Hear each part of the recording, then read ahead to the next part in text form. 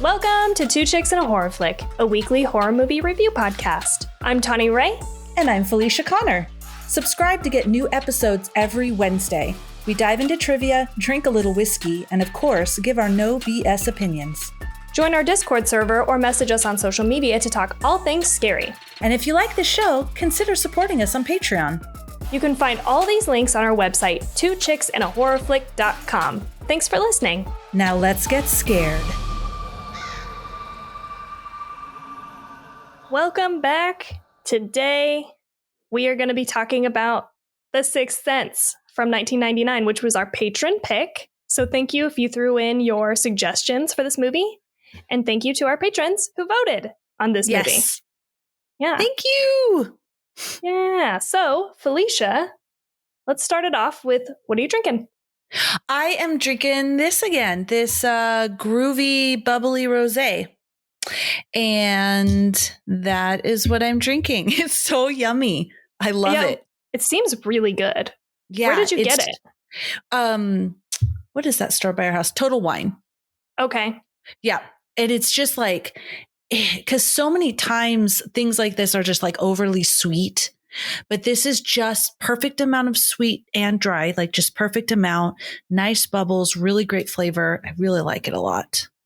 It is awesome. Called Groovy Bubbly Rosé. I haven't tried anything else that they've made yet. So that was a weird sound. It was a weird sound. I'm putting my extra one in this Yeti thing. Yeah, this Yeti to keep it cool for when I want to drink it. That's what that was. I was trying really hard so it didn't squeak along the sides. That's okay. What are you drinking? I have some whiskey, of course. I've just mixed with a little bit of an Olipop orange. Oh, yes. My favorite. They're actually really good mixers, which is nice. And the whiskey that I have today is actually Breckenridge bourbon whiskey, because we're still out of Buffalo Trace, obviously. But this stuff is really good. And actually it's, a distillery in Colorado. And I had this at my coworker's house, actually. We went over there and he was like, oh, I have this bourbon. My roommate has this bourbon. And I was like, well, I like bourbon. I'm going to try it. Right. So I tried it. And it was really, really good. And then when I went to go buy some at the store, no Buffalo Trace, I was like, oh, I saw it there. So I got some of it. It's really good. It says whiskey with snow melt water from the Rocky Mountains. Oh, snow melt water. Damn, girl. Fancy. Yeah. I want some snow melt water. Sounds awesome. Tastes very fresh. I told Tawny, everybody, I'm talking to you, told Tawny, she's moved to Arizona. They had handles of Buffalo Trace. I've never even seen a whiskey handle before, only vodka. And I took pictures and I was like, see, you should move.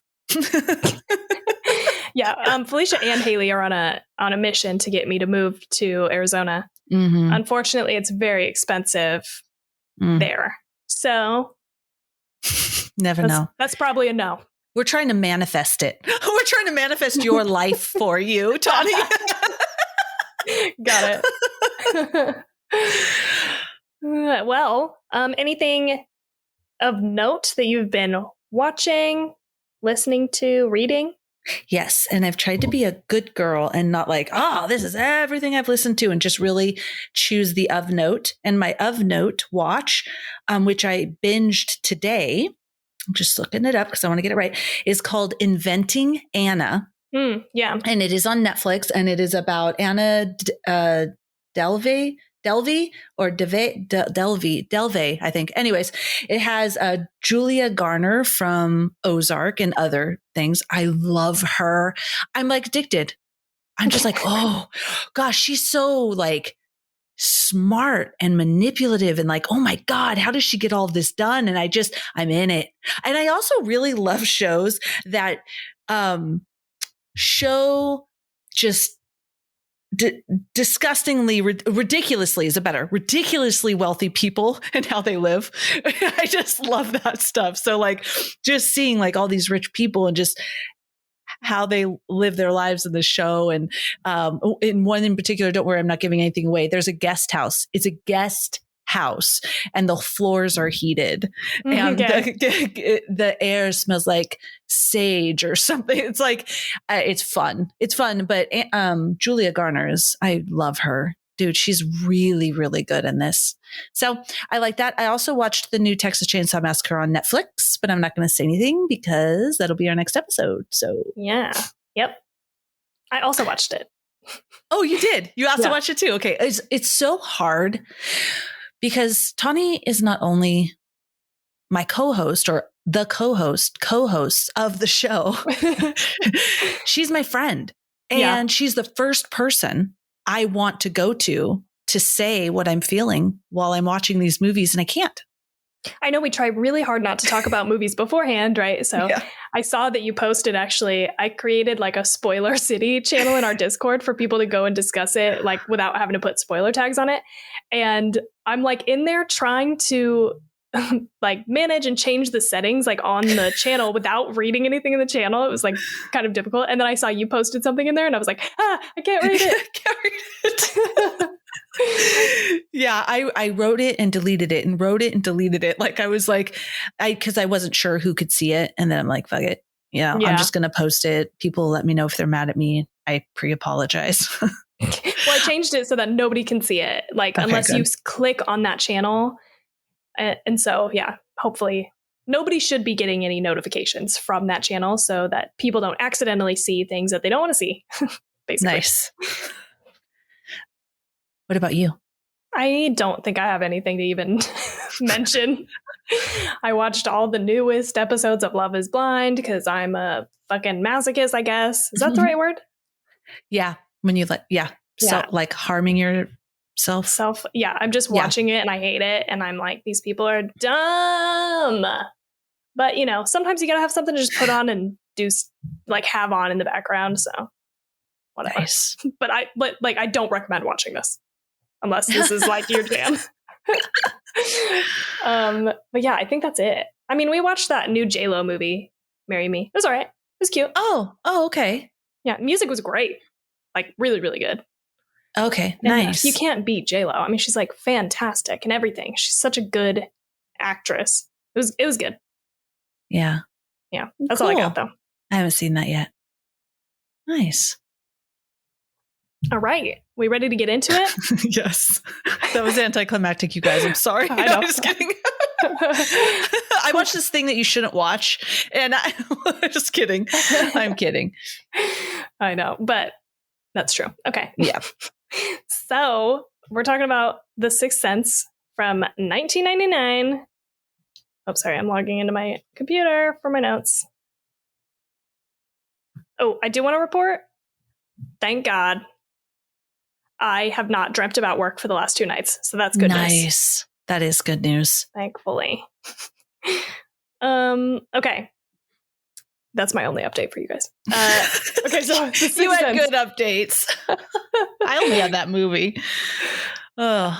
Of course, this movie is written and directed by M. Night Shyamalan. Mm-hmm. I did want to note, though, the cinematographer, because the cinematographer was Takashi Fujimoto, who also did a ton of fucking movies, but I just wrote down the ones that I recognized. Ferris Bueller's Day Off, Pretty in Pink, Silence of the Lambs, which we literally just talked about. Oh my God. Signs, and Devil. Holy shit. So, and this is one of the things that stood out to me. I'm getting a little bit ahead of myself, but the reason why I just wanted to note it is because the cinematography in this is really amazing. And so I wanted to know who had done it and like what other things they had done. It did not surprise me, Silence of the Lambs. Yeah. Because it's really good in both. That's amazing. Wow. What a career. Yeah. All right. So for cast, we have Bruce Willis as Malcolm Crowe, Haley Joel Osment as Cole Sear, Toni Collette as Lynn Sear. I didn't even recognize her at first. I remember seeing this movie and I didn't really know who Toni Collette was. Like I wasn't a big fan and I love her. So exciting to see her. Yeah, in an early role. Yeah. Olivia Williams is Anna Crowe. Donnie Wahlberg is Vincent Gray. And M. Night Shyamalan makes a little cameo as Dr. Hill. Yeah. Yeah. Yeah. So IMDb gave this an 8.1 out of 10. Wow. Rotten Tomatoes gave it an 86%. 91% of Google users liked this movie, and Letterboxd gave it a 3.9. Budget was $40 million, and box office was $672 million. Wow. And I have a little note here because I think that's total up till now. It says that it grossed $26 million in its opening weekend and spent 5 weeks as the number one film in the U.S. box office, becoming only the second film after Titanic to have grossed more than $20 million on a weekend for 5 weekends. Wow. Crazy. Wow. That is crazy. I also read another thing that said this was a sleeper hit. And I'm like, I don't think so. Like, based on that information. So I don't know what sleeper that's hit. about. Does that mean that it wasn't a big hit when it first came out? It was a hit later? Oh, I don't think so. I mean, I can only speak from the smallest percentage of the population, which was me and my friends and the people I knew. But it was I remember it being big. Like everybody, my parents, family, friends, like I remember it being all over. Like everyone had seen that movie. Yeah, I think we saw it like right after it came out. And so, but I didn't remember, like I was pretty young, so I didn't remember like what the conversation about it and around it was. I don't know if we saw it later or right after, but I think it was like we rented it as soon as we could. Yeah. But anyway. I will say before I jump into 2 Minutes with Tawny, if you have not seen this movie, I highly, and somehow you have not had it spoiled for you. Yeah. You know, there might be 2 of you out there in the world, but I highly, highly recommend to go watch this movie and then come back. Don't look anything up. Don't have it spoiled for you. Just go watch it. Period. And again, I don't think there's like many people on the face of the planet, but I listened to an interview with M. Night Shyamalan where he was talking about how there is this new generation. There's like a whole new generation of people watching horror, right? Mm-hmm. And I feel like kind of as a society, even though this movie is like highly lauded and people, you know, talk about it still a lot, I do feel like we kind of have moved on. And so there is a possibility that you might not have seen it or you might not know what it is. So I'm just putting it out there. Go fucking watch it if you don't know about this movie. Yeah, don't listen to us because, I mean, like for this episode, listen to other ones. Because there is like a surprise and a twist. And you really, if you haven't experienced it yet, you're going to want to. It's going to be a joy. For yourself. Yeah. It's going to be a joy. Yeah. So, okay, here we go. 20 Seconds with Tawny. I wrote a very short one because, again, nice. For the people who have watched it, you know what the fuck happens. So. Okay. Malcolm Crowe is a child psychologist who is celebrating an award with his wife. She talks about how important this award is because he's given up so much for his work, including time with her. When they go up to their room, an old patient of Malcolm's named Vincent Gray has broken in and is standing in their bathroom in his underwear, clearly having some sort of crisis. He tells Malcolm that he failed him and shoots Malcolm in the stomach before shooting himself in the head. Several months later, Malcolm has a new patient, Cole, and a fraught relationship with his wife. After working with Cole for a while and establishing trust, Cole tells Malcolm his secret, that he sees dead people walking around like normal people. Malcolm doesn't immediately believe him, but eventually comes around and tells him maybe those ghosts just need help. After several scary interactions with ghosts, Cole sees a girl who is vomiting in his fort. Malcolm and Cole attend her funeral where she guides Cole to a tape. The tape shows her mother poisoning her, revealing the reason she died. With Cole doing better, Malcolm is ready to end their sessions. Cole tells him that if he talks to his wife while she's asleep, she'll hear him. When he does, she drops a ring on the ground. Malcolm realizes then that it is his wedding ring, he's not wearing it, and that he is, in fact, dead and died when he was shot by Vincent Gray. He's now able to move on since he helped Cole and was able to tell his wife how important she was to him. Cole also tells his mom about his abilities and she believes him. The end. Very nice. All right. So let's start with you, Felicia. Here I go. Felicia, how did you feel about this movie? So, I really liked this movie. I will say that I remember loving it the first time I saw it. And this time I enjoyed it, but there were some times that I almost fell asleep or I felt like it was a little slow. But I really liked it. I just remember really loving it the first time I saw it. It was cool watching it. It's not that because I know the surprise ending, because it was really cool watching it. And from now knowing that, seeing how they tricked you the whole time and how you didn't pick up on it. There was just a lot more talking, I think. Maybe I just watched too many like horror movies where you're just getting gutted and torn and I'm on this emotional roller coaster for so long. But again, I really liked it. I think it's a good movie and I liked it. Okay. Interesting.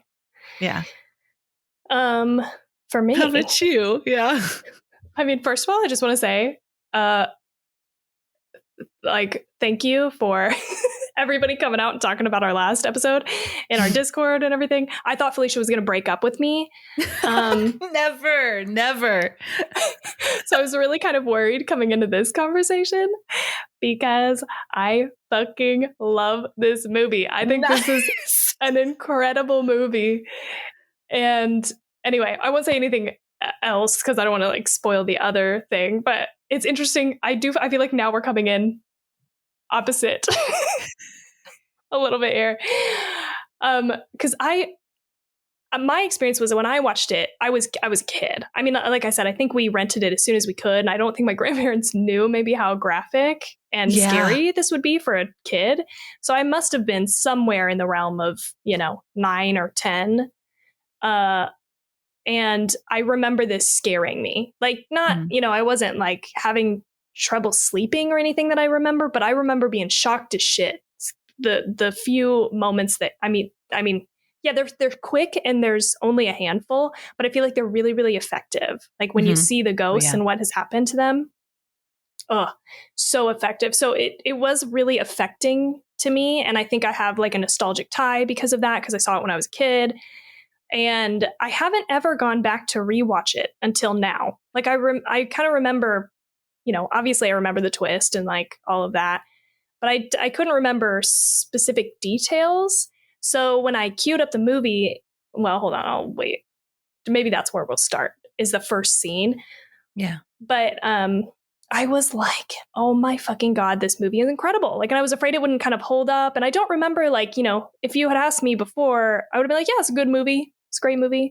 But now rewatching it with the knowledge of the twist and watching how they, like you said, how they kind of maneuvered around it and made it so that you didn't see it coming. I just was like, this is a fucking masterpiece, dude. This is an amazing, amazing movie. And I just didn't even remember. So that's awesome. I didn't know where you were going to be at because, yeah, when you've talked about it before, it was kind of like, yeah, that's a good movie. Like, from what I remember, unless I'm remembering incorrectly, you also were able to figure out that he was dead before it was revealed. I thought you told me that your first watch, you figured out that he was dead before it was revealed. No, I don't think so. Oh, I don't know why. I even told Steve that. I was like, Tawny figured it out. He's like, really? Because I didn't know. No, I think I remember being, again, I was young. So like my memories of it are pretty fuzzy. I remember being shocked in the moments that you're shocked by the ghosts, but I feel like I remember being shocked by the ending. Like I remember being like, oh my God, I did not see this coming. Okay, good. I don't know what I was thinking then. I thought, I don't know. I made that whole thing up then. Maybe I dreamed it. I hope I didn't say that. I don't think I would have said that because I don't remember. I said that about another movie, maybe. Yeah. That I won't name. But yeah, because don't. Yeah. Because what if I didn't see it? Okay. Yeah. Anyway. All right. Where do you want to start with this? So let's go ahead and start with that first scene with Vincent Gray. Okay. I was shocked as shit. I mean, I was like, I couldn't remember. So I was having a moment where I was like, I was watching them. They go up to the bedroom and then there's the, they notice that it's broken into, right? The window's broken. And I was like, I got chills. And I was like, Jade actually watched this one with me.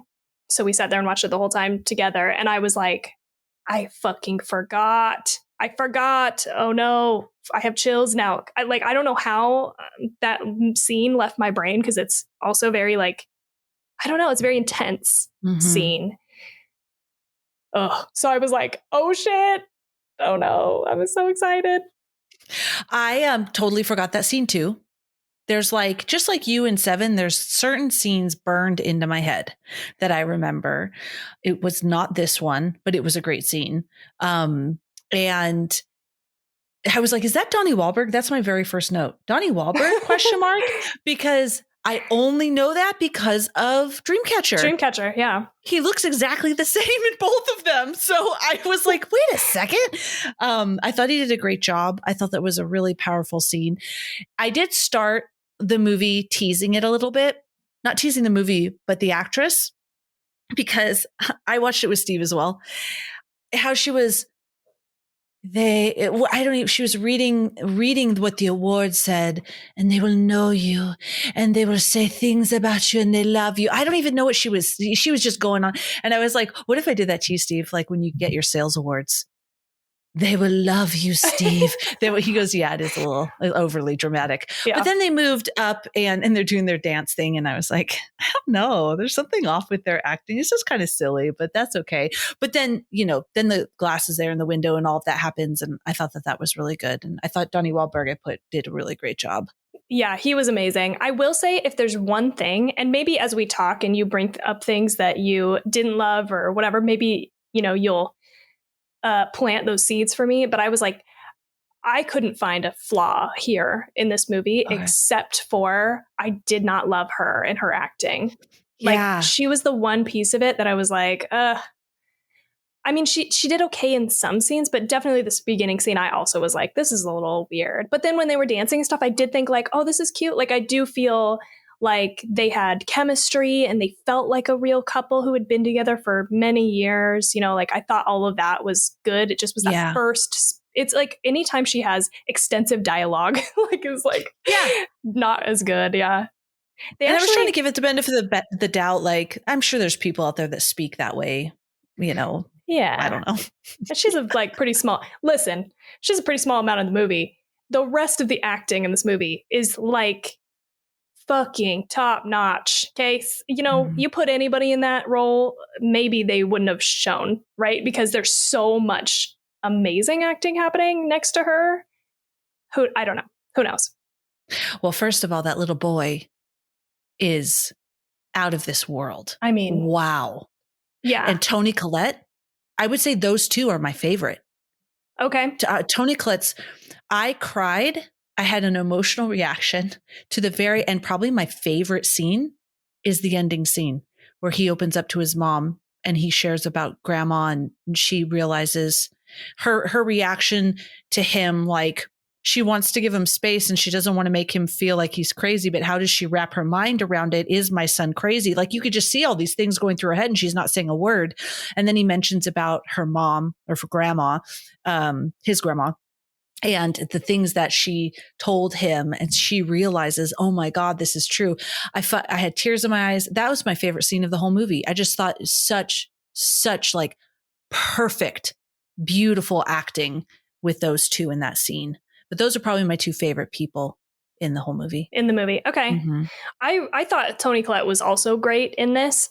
I thought Bruce Willis and Haley Joel Osment like phenomenal, like next level. So I feel like she did great. They did like next level fucking acting. And then, the other lady was like, I mean, also Donnie Wahlberg, I think was really phenomenal too. Oh yeah, like, he was great. So you've got these like three top tier actors, right? And then Toni Collette was close after them. But I just feel like because I've seen her in Hereditary, where I felt like that was like also a next level, like, holy shit, can you even beat this? Like probably never. So going back and watching her years ago is not as a fair because, it's not like she's had as much experience at that point. But she also did great. I also cried. I cried like 3 fucking times, actually, throughout this entire movie. I was very emotional. I didn't expect that. It really pulled at my heartstrings. But I have some stuff to tell you about them. Oh, if I could tell you just this. So this is feeling like a 7-episode reversed. I just I don't know. know how passionate you're going to get because, because, I felt the opposite about Bruce Willis. I didn't dislike him though. So I didn't dislike it at all. I felt it was Haley Joel Osment. That's his name, right? Yeah. Okay. Tony Collette, then Bruce Willis, because I thought Bruce Willis, there's nothing I disliked. It was just very Bruce Willis, like his, Okay. Yeah. how, he talks like this and he's very steady and he's very, I don't know there, but I like him. Yeah. So it just, I think it was those emotional scenes that really kicked it up for me. Yeah, that was hard. Like, for example, when the first thing that popped into my head, when the boy or the guy that's into his wife is leaving the apartment. And I know they have to play that well because they're not revealed yet that he's dead. So they have to stage it, but he's kind of like, hey, you. And he looks up at the house and I didn't feel like your wife is cheating on you, dude. Or that's what he's thinking, right? And there was kind of just like, bewilderment. But he wasn't a bad actor. That's not what I'm saying at all. I just didn't feel compared to fucking that little boy. Yeah. Oh, yeah. And then even Tony Collette with just feeling lost. Like, what's happening with my boy? And he won't talk to me. And she's just so lost. So anyway. Okay. I mean, that's fair. I don't I do think that if you actually have to rank them and nobody can be on the same platform for sure. I mean, even then though, you're right. Haley Joel Osment is the absolute number one shining star of this movie. I'm going to compare him to the little boy in Chucky. I'm just kidding. But they're like the same age. Yeah. And he's like a Academy Award winning actor, or he's acting like that as a tiny boy, right? He definitely was older is what I was. Oh, okay. Because the Andy, the kid who plays Andy is I think 5 and Haley Joel Osment was 11. Oh shit. And he's playing a kid who's 9. And so there is a little bit of a, I think they tried to make him look a little even younger than he was. But yeah, he's amazing. So sorry, go ahead. Oh no, I was going to say, I thought he was about TT. He looked around TT's age. And 7. Then I think I assumed, she's 8. She just turned 8, but girls typically look older than boys. And so that's why I thought he was so young. So interesting. Okay. Yeah. So reportedly he got the role of Cole for one of, that's weird. This is written weird. I always put this in here and then I go back and I read it. I'm like, wait a minute. This says reportedly he got the role for one of 3 reasons, but I think what they meant was all 3 reasons. Okay. First, he was best for it. Second, he was the only boy at auditions who wore a tie. Third, director M. Night Shyamalan was surprised when he asked Osment if he read his part. Osment replied, I read it 3 times last night. Shyamalan was impressed, saying, wow, you read your part 3 times? To which he replied, no, I read the script 3 times. Oh, wow. Yeah. And I guess he workshopped this with his father, who is also an actor. I should have looked him up, but I didn't. So I don't know if he's a famous actor. But he would sit and talk and read through the script with his dad. And they talked about how this movie is really at its core about communication over being a scary movie or a ghost movie. That's what it's about. I thought that was really interesting. Probably gave him such a good lens through which that he, went into act in this movie. I also have this. It says during the casting process, Shyamalan had been apprehensive about Osment's video audition, saying later that he was this really sweet cherub, kind of beautiful blonde boy. Shyamalan saw the role as a darker, more brooding type of thing, but admitted that he nailed it with the vulnerability and the need. He was able to convey a need as a human being in a way that was amazing to see. Yeah. And then I went and watched interviews with M. Night Shyamalan, and he talked about how he is a child prodigy. This was back then too, right after the thing. He was he is a child prodigy. And he said if we couldn't get this kid, I don't know if it's worth making the movie, basically. Wow. It's him or nothing. And I mean, fucking spot on. I mean, yeah. What other I also have a note here that Michael Cera auditioned for the role of Cole. Michael Cera. He was in Wait. Juno. Oh, yeah. Okay. I'm silly. I'm thinking of him as a man. You know, he's a man now. So I'm like, what? That wouldn't have worked. Back then it would have. Oh, wow. No. Literally no one could play this kid. No one. And he carries the whole movie. Not carry. That sounds like the movie, everything else was bad but him. No, but he is the main thing of the whole movie. And he's so fucking precious. Like, oh my God. I got cold chills just thinking about it when he goes, Mommy, what are you thinking? Is it anything bad about me? You just want to scoop him up. And how fucking excellent she is. Look at me. Look at my eyes. You know, look at me in my face. I would never think anything bad. Like this relationship. Oh, so cute. God, and he's so scared. And he's so, like, literally, I kept saying to my husband, I'm like, man, this fucking sucks. Like this poor little boy, you just love him. And everywhere he goes, there's these dead people everywhere. It sucks so bad. Yeah. And he's all isolated from his friends at school. Like there is this very sad, very, empathetic, like character. Oh, he's so cute. I agree. Like I was just like the whole movie, I was like talking to Jade. I'm like, you cannot beat this fucking kid. He's so cute. Yeah. He's the cutest kid. Yes. And he's so nice and sweet. And like, every scene where I feel like where him and Bruce Willis have a good amount of dialogue just is amazing. And this is why I think also that Bruce Willis does a good job, but maybe it's that, he's just there doing a very good job of supporting Haley Joel Osment. But I mean, his like vulnerability in that scene where he's asking, where they play the game and he's taking the step towards the chair and then the step away. I mean, oh my God, it's just so, so good. He was, just amazing. So, to also go back to your note about that last scene, I guess Toni Collette, I didn't actually write this down as a note, but I think that's the scene that changed her mind or made her want to do the role, was the one in the car at the end. Oh. Yeah. And she said that she was so moved by the emotional resonance of the story while filming that she did not even realize it was a horror film until after its release. Oh, wow. Yeah. Oh, yeah. Yeah, I've already said it. They were phenomenal. They were my favorite part. Yeah. They also, surprisingly, did not win, but the only film that year to be Academy Award nominated for both Best Supporting Actor and Best Supporting Actress is this, with Haley and Toni Collette. Oh, and they didn't win. Actually, let's see.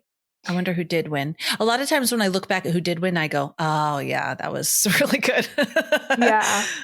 Maybe we should look it up. But I have this other note. It says, overall, The Sixth Sense was nominated for 6 Academy Awards and 4 British Academy Film Awards, but won none. The film received 3 nominations from the People's Choice Awards and won all of them. So, okay. This was the year that American Beauty came out. So American Beauty got Best Picture. Kevin Spacey got Best Actor for that movie. It looks like Best Actress was Hilary Swank. Let's see. Supporting Actress was Angelina Jolie. What was? Shoot, it just says Angela. What? Yeah. What? Oh, Girl Interrupted? Are you kidding me? That's a great movie. I saw it. I read the book years before. That was like a life-changing book for me. And so when the movie came out, I liked the movie, but there was the problem because I had read the book and the book was so much better.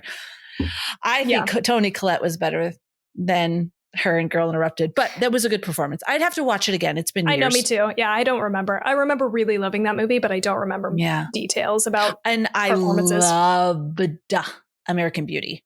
So I get it. All right.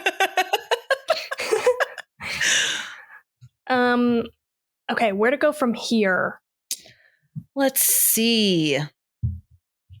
My notes are scarce. I said Donnie Wahlberg. Donnie Wahlberg ? Toni Collette ! Okay, this is summed it up. And then the scene with Toni Collette and little boy moment, so good. And those are my notes. I just literally sat and watched the movie. And those were my most intense reactions. Okay. I think we can say, we kind of mentioned it, really excellent job in all those transitions to make you think he's alive. All really natural. Like for example, she's at the dinner table and when he says something, she looks up. This is the restaurant? Yes, at the restaurant. When he says something, she looks up but also there's a girl laughing in the background too. So it would be a whole natural thing. So anyways, you are excited. Tell me. No, that's exactly it. Like I didn't notice it, but Jade noticed it and was like, he was like, run it back, like rewind it. He was like, somebody laughed. And I was like, what do you mean? And he's like, somebody laughed, run it back, like play it back again. And I went back. He's like, somebody laughed. That's why she looks up.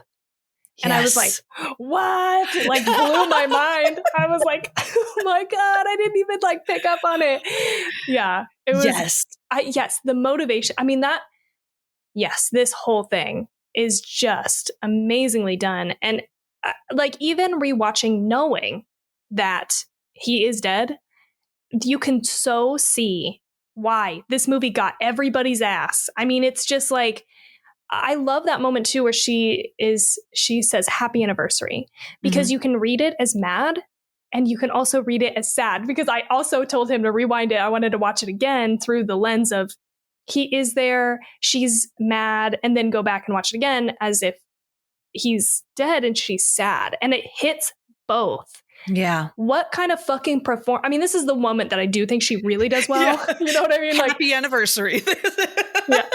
Yeah. What kind of performance do you have to give where you hit two fucking notes in the same line? Like that was just really well done. And I do have another note about this. So it says during the anniversary scene, I did not pick up on this. And actually I couldn't go back and rewatch it because I rented it and, ran out of time. But it says during the anniversary dinner scene in the restaurant, when Malcolm reaches for the bill, you can hear a subtle but distinct ghostly whooshing noise just as he's intercepted by his wife grabbing the bill. Oh, I didn't notice that. I didn't either. It's because he's a ghost? Yeah. Oh. Yeah. I did not catch that. I didn't either. And he doesn't, I guess he doesn't interact with anything. Like he doesn't, the chair doesn't move. He does. He breaks the thing, but that's okay because that other ghost opens all the drawers and cabinets. And they establish that ghosts are able to, in the movie, they have I don't remember when or where, but there is a line about like, when they get mad, isn't there? I thought they kind of established that, but maybe it was in interviews that I read or watched. I do feel like the little boy Cole talks about this. Yeah. At some point. Yeah. I don't remember exactly though what they say, but I do feel like he talks about he talks about them getting mad. Yeah, I think it is said somewhere in the movie, but I don't remember exact specifics. But it is sort of like, he was able to affect something there because he was angry. Mm-hmm. But other than that, he doesn't, that's why he can't grab the check. He doesn't move the chair when he sits down. Like the chair's already pulled out for him and everything. And I seem to remember, I thought I remembered him interacting with stuff other times, but maybe not. Books and stuff. Books when he's doing research. And so the reason I remember this is because I said it to Steve when it was first starting. So remember he plays a tape recorder when he's listening to this session with the boy when also books when he's studying. Remember he's studying all the different things. The book pages are turning. And so I said to Steve, if the wife goes downstairs, are these books like fluttering like the Invisible Man, or is it all in his head? And Steve was like, I think it's all in his head. But then the next scene was the angry, the next scene was when all of the cabinets and drawers were open. And we're both like, oh, so I guess they can move stuff around. So yeah, not sure. It does seem like when he's by himself touching and moving things, like it is not, it's in his head probably. Yeah. Oh, you're right. Because he can't really go downstairs. Wait, isn't that where he's going to do all his studies? But it's locked because there's this is shelf in front of it. Yeah, this is the one thing that confused me on the rewatch. I was like, wait a minute. He has been down there. And I thought I remembered seeing him open the door earlier in the movie. Yeah, he has been down there because that's where he's doing his research. But then they also make a point that every time he goes to open the door, it's locked. Yeah, I don't know if I just missed something there, but And then they make it a big point, like it's locked because, yeah. Huh. Yeah. I'm curious. One of the scenes that made me say, why would she say that? Was when he arrived to talk to Cole for the first time. And Toni Collette is doing this whole thing with him and saying that they're going to get dinner or that she's going to make dinner, something like that. I'm going to make you this. And she looks in the living room and says, you have 1 hour. So that makes us all think she's talking to Bruce Willis, of course. But since we know, I was like, is she glancing in the living room is not a big deal. You glance through the house as you're walking through it. So is she telling the little boy he has 1 hour, but why? 1 hour for what? And so then I waited to see what happens later, but nothing did. It just moved to like the next scene or the next portion of the day. Is it like 1 hour until dinner? Or but she was saying something. Why don't you go ahead and do this? You have 1 hour. I just thought it was an odd thing. Like if I was like, I mean, maybe if I was like, TT, you can play your iPad. You have 1 hour. I guess maybe. Yeah, I don't remember. I thought it was something about dinner. I don't know. I don't remember what she said specifically, but that was the impression I got. Okay. So yeah, that was the only, but it wasn't like, oh, this is stupid. I could totally see how it made us believe she was talking to Bruce Willis, but she could have been talking to him. Yeah, no, that was, or she was talking to him. This scene was also really well done. I love how he doesn't talk for a long time. And you know, on first watch, you think, oh, he's just shy. And on second watch, you realize, oh, he can't talk because she can hear him. Right. And she's going to think that he's talking to himself. It was so well done. Oh, shit. I didn't even think about that. Yeah. You're right. Because this little boy knows he's a ghost the whole time. Yeah. So he's not talking because she's going to be like, who are you talking to? Yeah. And he does eventually talk, but he's very quiet. I mean, he's like whispering. You're right. I didn't even think about that. Super well done. And I love how we cut in and out of these scenes in a way that doesn't make you wonder, you know, like, I mean, maybe Jade and I were joking. We were like, one person in this world watched this movie and guessed the ending. That's it. Yes. I thought it was you. This whole time I thought it was you. No, but somebody did. And that was it. The rest of us got fucking tricked, and that's okay. It was great. It was well done, you know, but they like cut in and out so that you feel like, oh, we're just cutting out the fat. Like we're just getting to the, you know, heart of the story here. We don't need to see the setup of these sessions and, you know, see him interact with the mom before he walks into that scene. It's just, boom, here we are. We're ready for it. You know, I just liked, it was so well done. I was like, it totally made sense. Cause even like when he got in the fight at school, or when he yelled at the teacher and he had to go to the principal's office, the child psychologist was called. Makes sense. Like it makes sense why he's there and why he would. Yeah. Yeah. I mean, yeah, I don't think you could have done that better. I agree. You know? I totally agree. I do have a, you know, note about this in a different scene if we want to go there, but it says in the scene where Cole says the famous line, "I see dead people," the camera does a close-up on Bruce Willis's face. Producer Frank Marshall was worried that might have given the twist away. It implied that Malcolm was a dead person. Fortunately, none of the audiences in the test screenings or afterwards picked up on it. Oh, yeah, no. I just thought, I mean, when he says that, you kind of want to see the other person's reaction. Yeah. And you're also so focused on his emotion as a child revealing this thing to him that you don't, like, you're so in the story, you're so in the moment of the movie that you don't think about, you know, the filmmaking aspect. Why are they showing me a close-up of Bruce Willis? You know what I mean? Like, I just, again, it's so like artfully done. Yeah, and all the other ghosts they've shown us thus far are scary looking, right? They have cuts, their heads are blown off, they're bleeding, they're tired looking, they're angry. So they don't look like Bruce Willis's character. So I don't think you pick up on, oh, him too. He's a ghost too, because there's such a big difference. Yeah. I mean, I suppose that is like something that I understand why they did this, and they couldn't have done it with having the thing. But you have to assume that Cole sees the shot, the bullet hole. You have to assume that he sees that. That's how he knows he's dead. But we just never see it as the audience, which is kind of like a kind of plot hole, I guess, but not. But I mean, that's the whole purpose of the movie. We're supposed to be thrown off, Like he was, like when he discovered it and he hid the back of his shirt was bloody at the end. Yeah. So that's what Cole must have been seeing. Yeah. Because he sees the other people and how they died, you know? Yeah. I will also just add here that throughout the film, Malcolm's wardrobe consists of only slight variations of the clothes that he was wearing the night he died.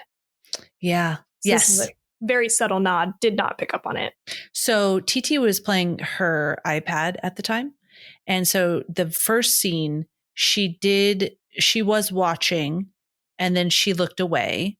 And then as the movie was going along, there were parts of it. So for all the ghosts, she didn't see those, but there was a lot of it that she could watch because they were just talking and stuff. But she didn't see any of the dead people. Don't worry. Not you, but whoever's listening. Other people. But she said, so as it got towards the end, I told her, hey, do you want me to tell you a secret?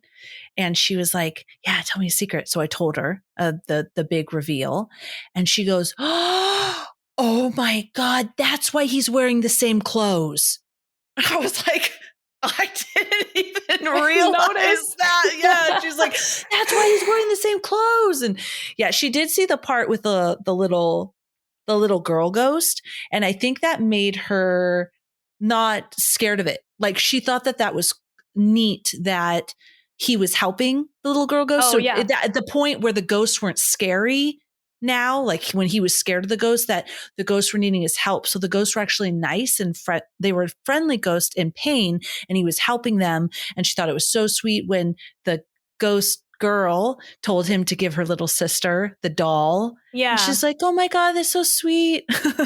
Which, by the way, I loved that. That's one of the scenes I remembered, that mom poisoning her little girl and how it's revealed. Oh, let's talk about this. Yes. So actually this, I feel like just like Seven kind of planted a seed of fear, this also planted a seed, not of fear, but just of knowledge.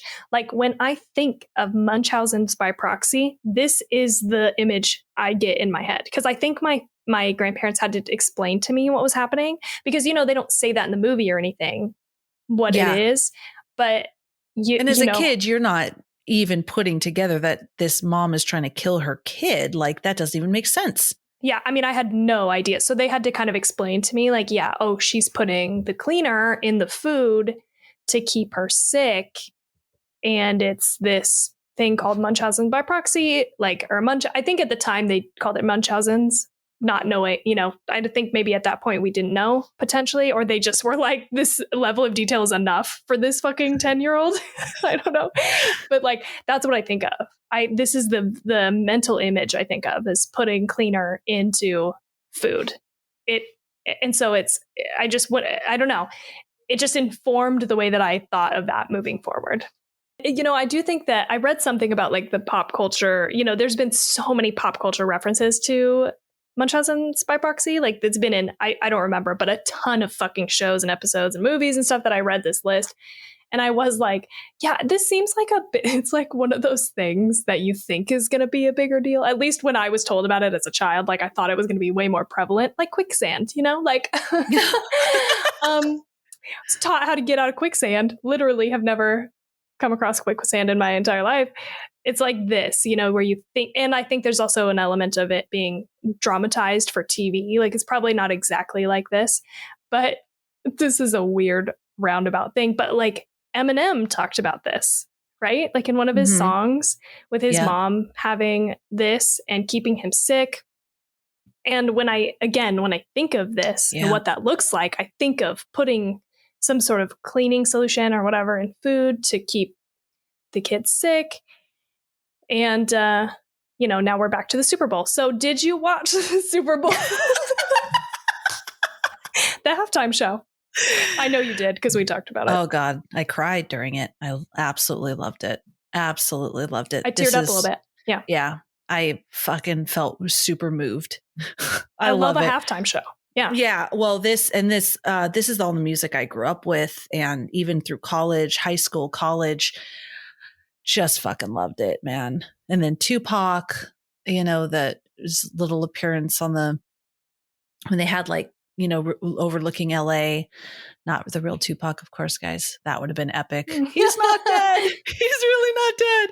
But, yeah, I remember this as well, and how powerful. And I love how the dad finds out and then, says it at the funeral and stuff. It's just excellent. And he's like tearing up. This is like, I think I probably teared up in this moment too, where you're like, oh no, he has to find out about this. And thank God he saved thank God that little boy, because she was doing it to the other baby too. Yeah. Fucker. All right. Really good. The other thing I remember for some reason, the boy with the bullet hole in the back of his head. I think because when I saw it the first time, it shocked me, where he's like, come on, my dad has a gun. Ooh, God, that's one of the things that scares me so much. Like the tent scene too with her, because isn't that right after? Yes. With her throwing up. Oh my God. I mean, watching it as an adult, it's not as scary, just due to the fact of that we watch so many things that are so much more gruesome, but it's well played. It's not gratuitous, but her throwing up in that fucking tent fucked me up. When I think of this movie, that's what I think of. And I think it's because I wasn't quite sure what was going on, Yeah. It just scared me. It's just a scary image. Yeah. Ugh. And the mom with the slit wrists, really a lot of painful things. Oh, one thing I do remember, and it's so short, I always remember, and I was waiting for it to appear, was those people hung in the school. That was something, and it was so quick, but for some reason that really stuck with me. It's like, when do those people show up in this movie? Because I remembered it. Yeah. The last couple things that I just have as trivia for the twist. I did not pick up on this at all, but it says the surnames of the main characters are subtle hints to their fates. Cole Sear, pronounced Seer, is able to see things ordinary people cannot, and Malcolm's last name Crowe suggests crows, a bird often associated with death. I never picked up on that. Me neither. But I also I kind of don't like when things are a little too on the nose, so I'm like, I kind of wish that wasn't the case, or I didn't read it. I don't know. Because I didn't pick up on it, but I don't like when things are like, oh, okay, got it. We got it. Yeah, we don't even need it. No.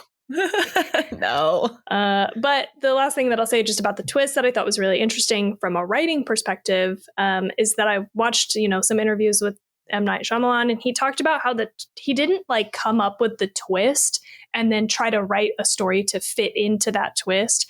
He wrote this story, and I think originally Bruce Willis's character, Malcolm, was supposed to be a different profession, and then he probably changed it to be a child psychologist. And then he was sitting there thinking okay, so I've got this character who has a difficult relationship with his wife. He goes out through the day and he talks a long time to, these kids, and he's able to talk and have these deep, meaningful conversations.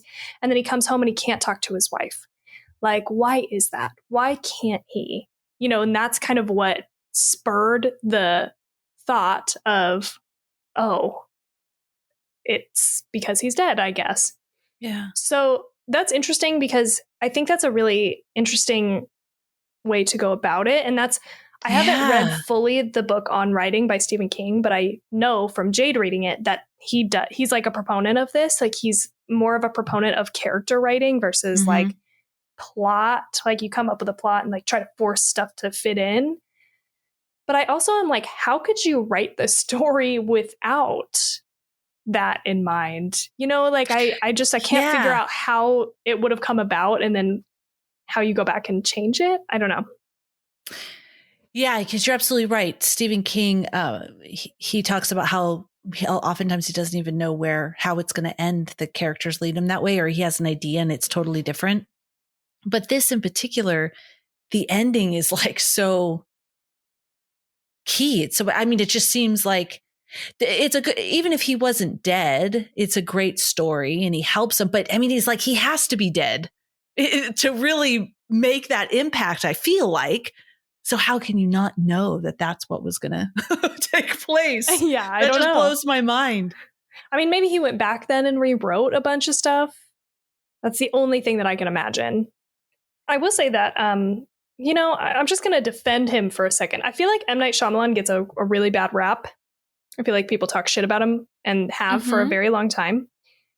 I know that he does some stuff that doesn't make sense, but I feel like I like a lot of his movies. And by a lot, I mean like a handful, I really like this movie.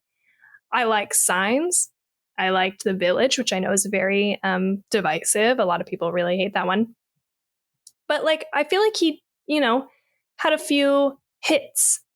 And I just, I'm here to defend him. Also, I just want to say, too, that when I watched Signs, we had the DVD and I watched the commentary and stuff, the extras on that. And on the extras, they actually had a short film that he did when he was like a kid. Like he must have been an early teen, somewhere in that realm. And so it was like not very good, but it was like this little robot that he had built that like went around the house and it was supposed to be like kind of scary. And I think I have a little bit of a connection to him because I think it was maybe one of the first times that something had planted in a seed in my head that I maybe wanted to go into video production. Like I think this was one of my very early exposures to that. Like, oh God, this is a person who wanted to make movies and decided to go and make movies. Yeah. So I think like it's like he's like near and dear to my heart in that way. And yes, he's made some like shit movies, some like really shit movies, but also he's made some good movies. And I think his philosophy, like when you go and you watch interviews with him and stuff, is good, So I have something to say about this. I love him. So Steve brought up the same thing. He was like, this was a really good movie. I know that he said the same thing. He gets a lot of shit that he kind of always does the same thing. And I'm like, really?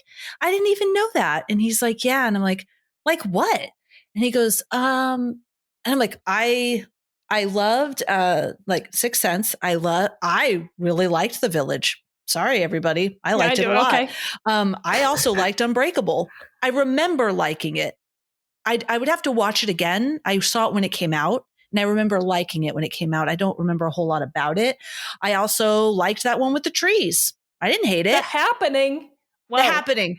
That's The Happening. That's an unpopular opinion, Felicia. Yeah. So now I saw it once. So I would have to see it again and maybe we'll do it someday. But I remember liking the one with the trees, The Happening. Yes, there you go. And Signs. I fucking loved Signs, dude. I own that DVD. I love that movie. So I like all of his movies and I don't think they're the same. So I don't know what y'all are talking about. Okay, I'm fucking here. I'm fucking here for the M. Night Shyamalan love. Yes. I agree. For the most part. Team Shyamalan. Team Shyamalan.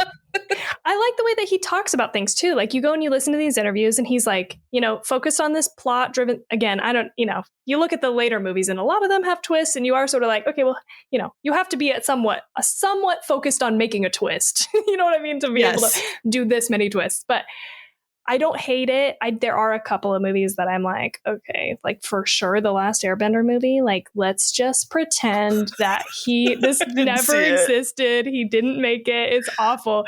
It's awful. The last Airbender? Oh shoot. Okay. It's so fucking bad. Oh, he also made that old movie. I have not seen it though.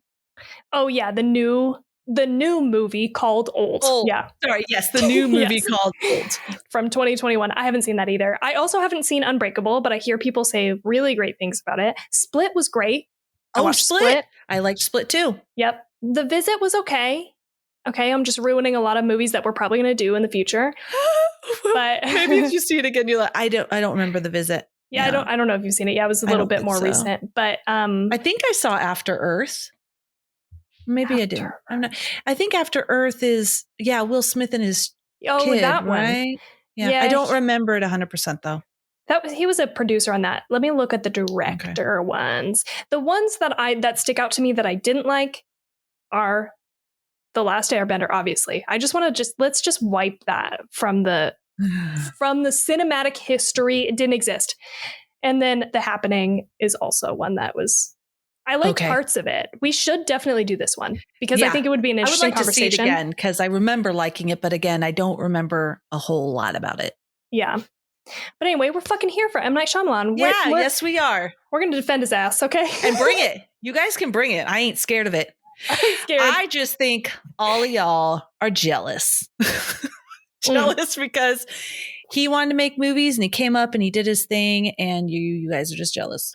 He also said in one of these interviews, he was like, I tell people who ask me, like, what should I know as a person who wants to get into filmmaking? You know, should I do it or whatever? And he's like, I always tell people that unless you have to imagine a scenario where you get like shit on constantly. I'm really paraphrasing here. He didn't say these words, but he's basically like, I like him even more. He's like, you have to imagine a scenario where you get shit on for decades. Like you're just making shit. People hate it. They hate it. They talk shit about it, whatever. Now, do you still want to do it because you love doing it? If it's not a choice, if you don't have a choice and all you can think about is making movies, then yes, get into it. If not, then don't. It's not for you. And so I respect that. And the way that great advice.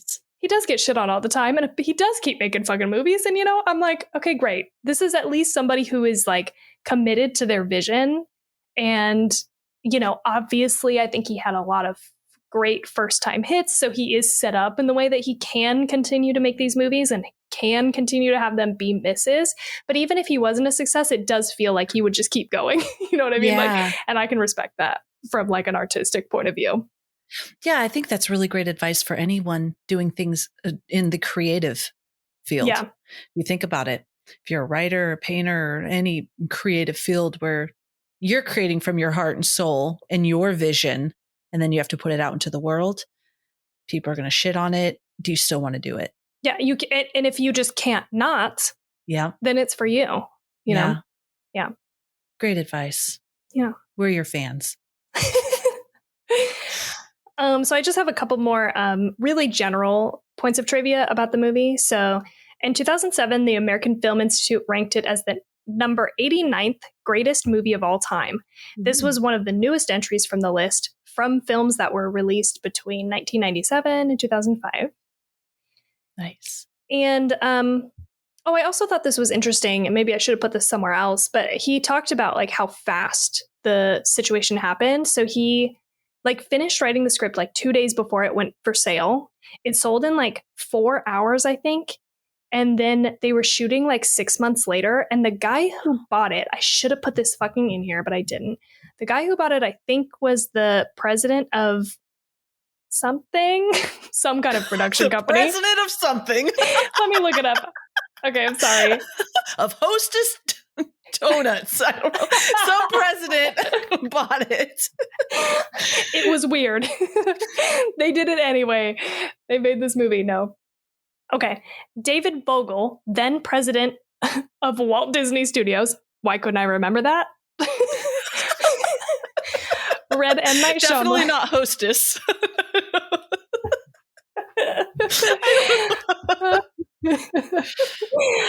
He read the spec script and instantly loved it. And without obtaining corporate approval, he bought the rights to the script despite the high price of $3 million and the stipulation that Shyamalan could direct the film. And I read that he was like dismissed shortly after this. Like, I don't know if it was because of this, but maybe it was that he didn't get approval. So then they sold some of the rights to Spyglass Entertainment, and they retained, I think, like distribution rights and like 12% of the sale price or something like that. But isn't that interesting that somebody just like this? I mean, a lot of people obviously were like, this is fucking great. We're going to buy this. But this guy was like, I need to buy this right fucking now. He didn't even go try to get approval. And I wonder if they are kicking themselves for not retaining all the rights. Yeah. I guarantee they are. Bad call. That's a good tidbit. Anyway, that's it for me, except I have this like weird cryptic notes that I wrote that I cannot fucking discern. This is what I wrote. Were you doing automatic writing like they were talking about in the movie? Well, is that what happened? Yeah, exactly. It was just really angry. I was like typing as I watch, and I was drinking also. So, that probably didn't help. But I wrote, these are my weird cryptic notes. I wrote the shaking head, the knock back in the church to sit in the pew. Fucking amazing acting is what I wrote. Do you remember what this is? I don't. Okay. There was a moment. Shaking head and the what? Knockback? I think that's like a typo. I think it like probably autocorrected there. Was it when the little boy takes a step back and he kind of bumps into the pew and then sits down? That's it. That must be it. Okay. What was happening? Maybe that's because he got knocked back. Okay, so Bruce Willis came in. Because Bruce Willis had said something that, what was it? Yeah, I can't remember I can see it in my face. I can see it in my face. I can see it right in my mind. I can see the picture of the aisle. Yeah, and on either side are the pews, and Bruce Willis is like on this side, on the left side, and Cole is on the right side, and Cole is backing up and like bumps into the pew and then sinks down. Okay. But yes. Why? Why was he I don't remember exactly what they were talking about. I don't either. It wasn't when he was saying he believed him.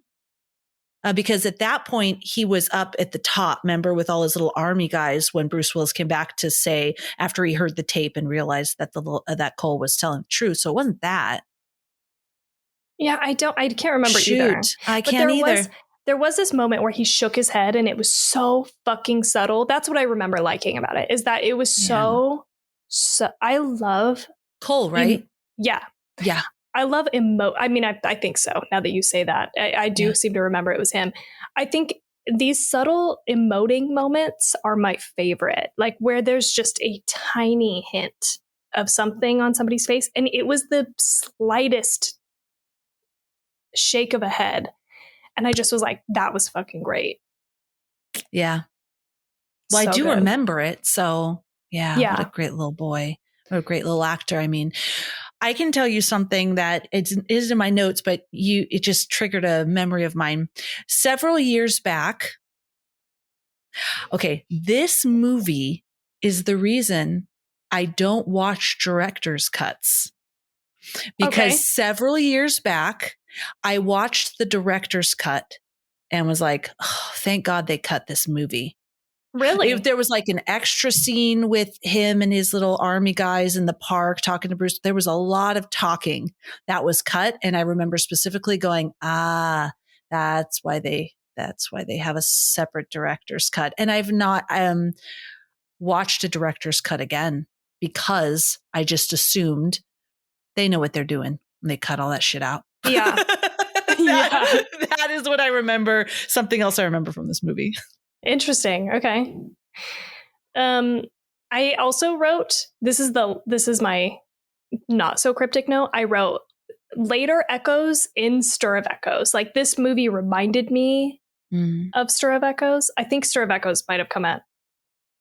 I can't remember if it was before or after. It must have been after. Stir of Echoes was like 2000 something, right? No, it was also 1999. Oh, okay. So right at the same time. Yeah. So maybe it didn't like pull from it, but it felt like there was just some similarities here with the, piercing the veil and like hearing from people on the other side, which is really interesting. Like what was happening culturally for us all to want this in a movie, kind of. I don't know. Yeah. Yeah, definitely the same feel. I see what you're saying on that. Yeah. I'm sorry. We're just at this point, I'm asking you to help me decode my notes. My last one that makes no sense was I wrote the baby doll spiritual successor. I have no idea what I meant by that. I'd have to go back. The baby doll Doll's spiritual successor? The I baby don't know. dolls? Like it, oh. I she just does not know. wrote baby doll. But again, like sometimes when I'm typing, things will autocorrect. Yeah, the only dolls I think of is in that girl's room because it was riddled with dolls. Remember the ghost girl? It's like dolls everywhere and marionettes and stuff. Unless there's a movie that you meant it wasn't supposed to be baby doll. It was supposed to be some other movie title. Yeah. I'll have to go back and watch it again and see if I can figure out. You said Spooky's successor? No, I said spiritual successor.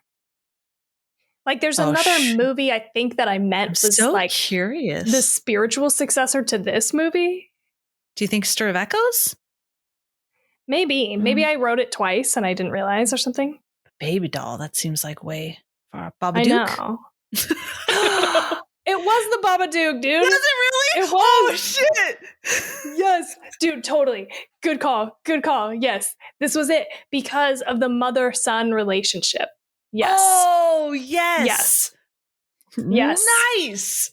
Thank you for helping me decode my friendship up leveled right there. For sure. Reached into your mind and you did. That was some mind reading shit, dude. Yes, that was what it was. It just auto corrected to baby doll because Babadook is not like a word that I recognized. Oh God, that is excellent. I actually thought of this earlier too when you were talking about the last scene in the car specifically, like, you know, and she's talking with him. I mean, that reminded me of the Babadook. That's why I took it towards the end of the movie because they're talking and, you know, there is this kind of, she doesn't believe him at first and just wants him to like feel and be normal, right? Like, and that is like definitely echoed in the Babadook. Yeah. Anyway. Yeah. Yeah. Again, powerful. Because you just think like she doesn't want to say, I don't believe you, but she doesn't.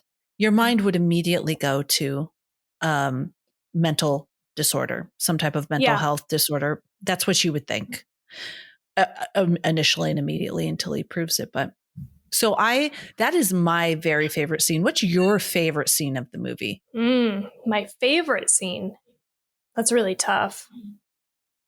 I think I really want to say, and this is like kind of an expected answer, but I think I want to say the conversation where he reveals, I see dead people. Mm-hmm. I just was so fucking engrossed in this conversation. I cried. I liked the emotion from both of them in this scene. And he really wants Malcolm to open up to him as well. And he, even though that is not what you're supposed to do as a psychologist at all, he does it anyway. And he sort of frames it as this story that he's telling Cole. And I just, you know, at the time you don't know that he is the only person that he can speak to. But knowing that information, you know that he can't talk to anybody else. He can only talk to this kid who can see him. And so he has to like sort of get that off his chest. The scene was so well done. And I think this is probably my favorite scene. And I even heard an interview that M. Night Shyamalan criticizes this writing. He even is like, this line, I see dead people.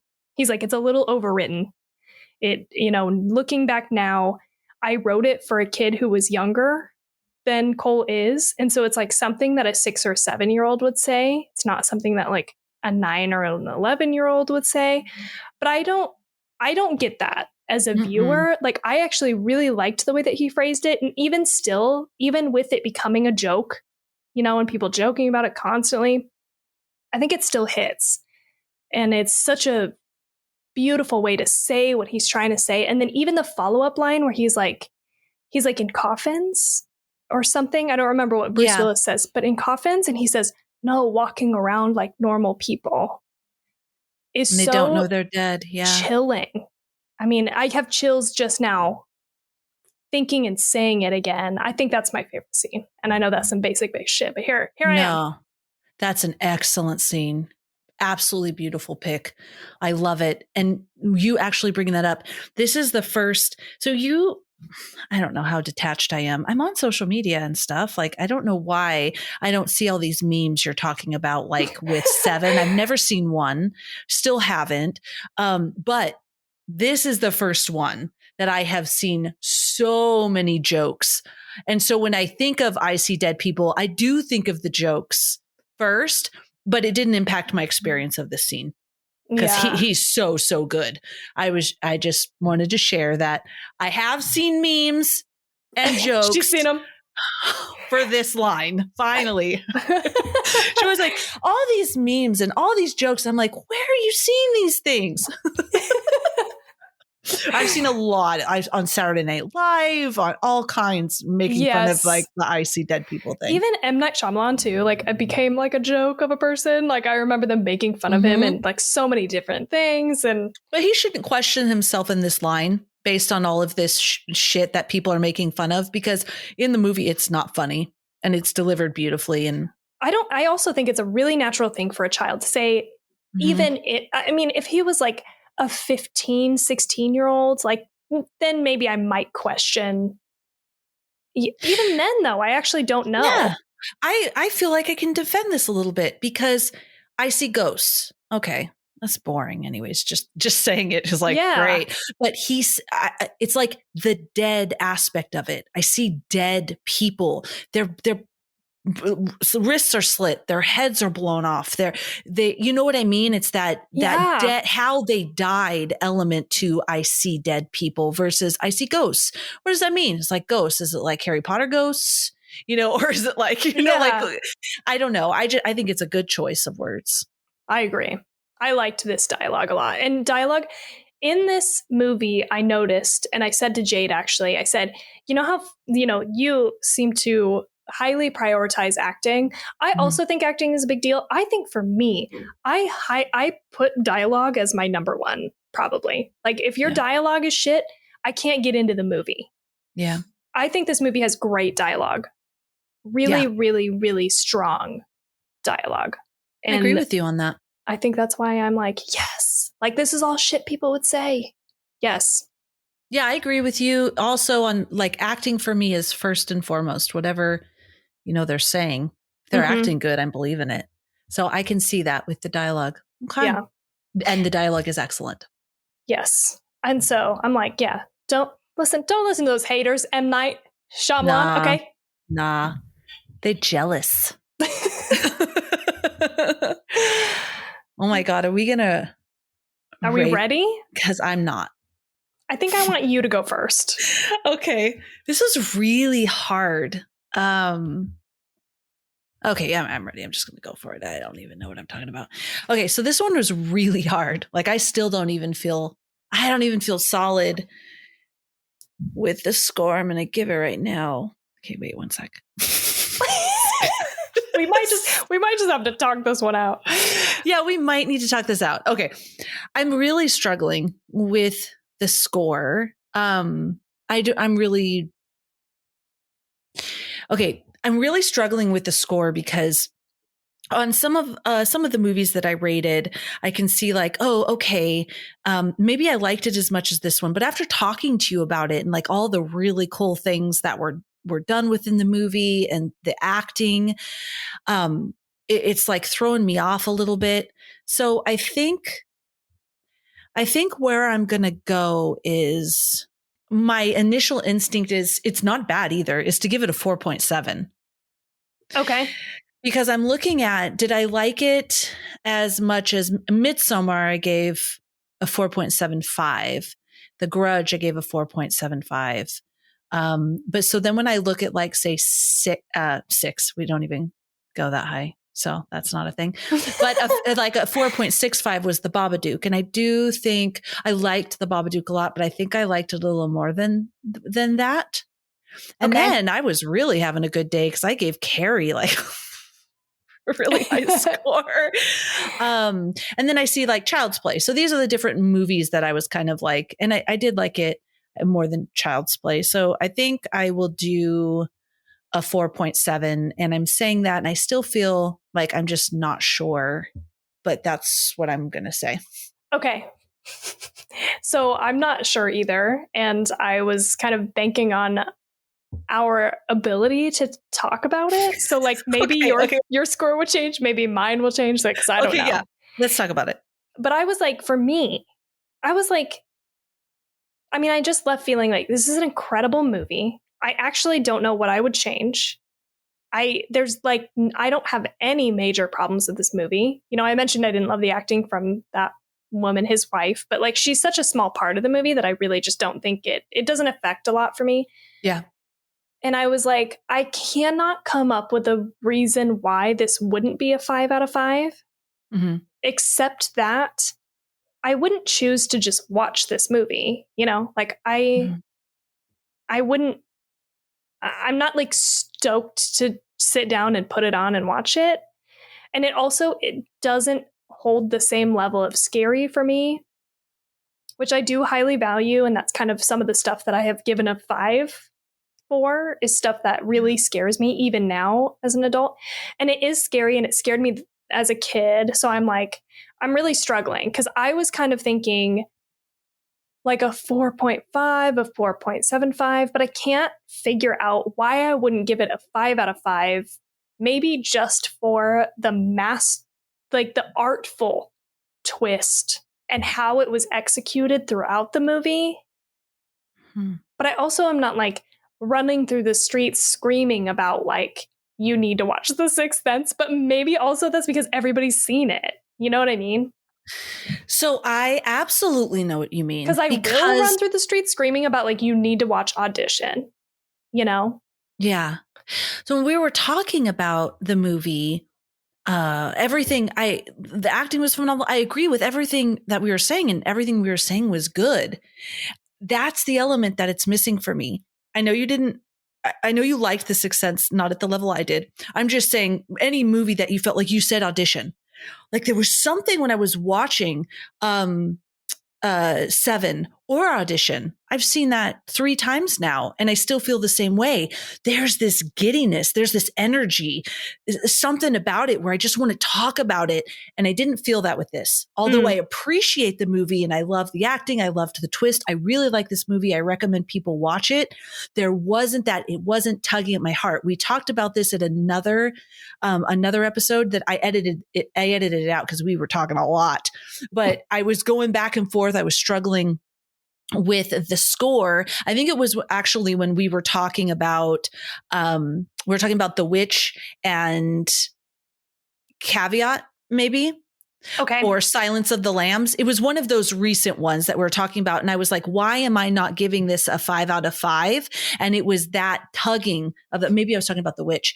It was that tugging, right? Everything I said about The Witch, I loved, right? That's what it was. Cause it was my jam, all the different stuff. But there was something that I just couldn't give it that 5 out of 5. And I feel that way about this movie as well. Okay. So it's more of like an intuition, a feeling, an energy. Yeah. Like I don't have a reason, but I feel like I can't give it a 5 because my other 5s, it doesn't match that, but it mostly doesn't match that in tone is the problem. Like I think this is a phenomenal movie. In fact, I would say that I think it's a masterpiece.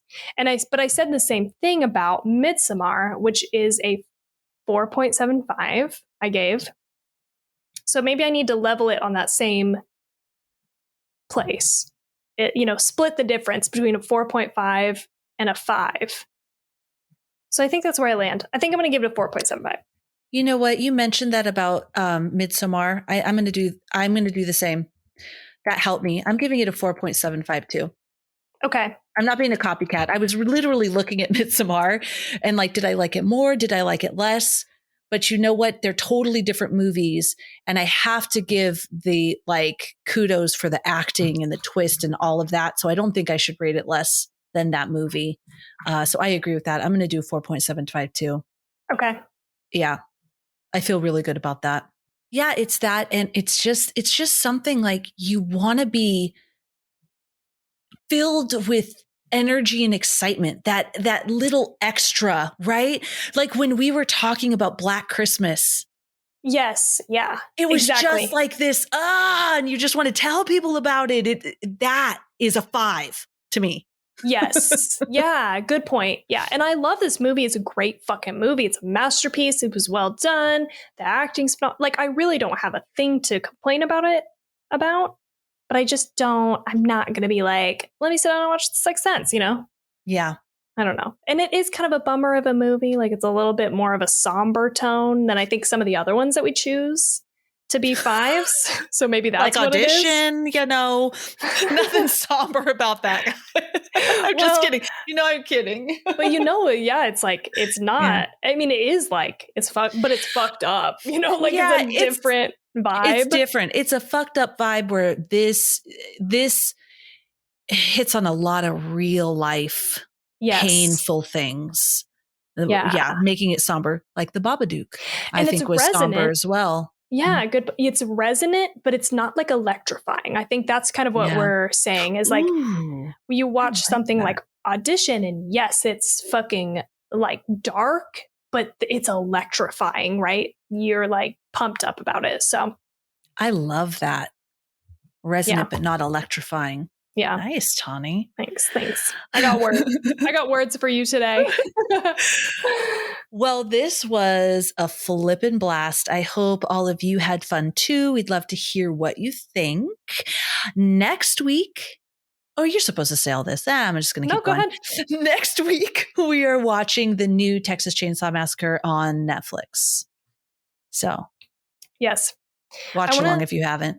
I want to just say that something I've learned about myself in this month, watching 1990s psychological horror movies, is that maybe like cop drama, psychological thrillers are not for me.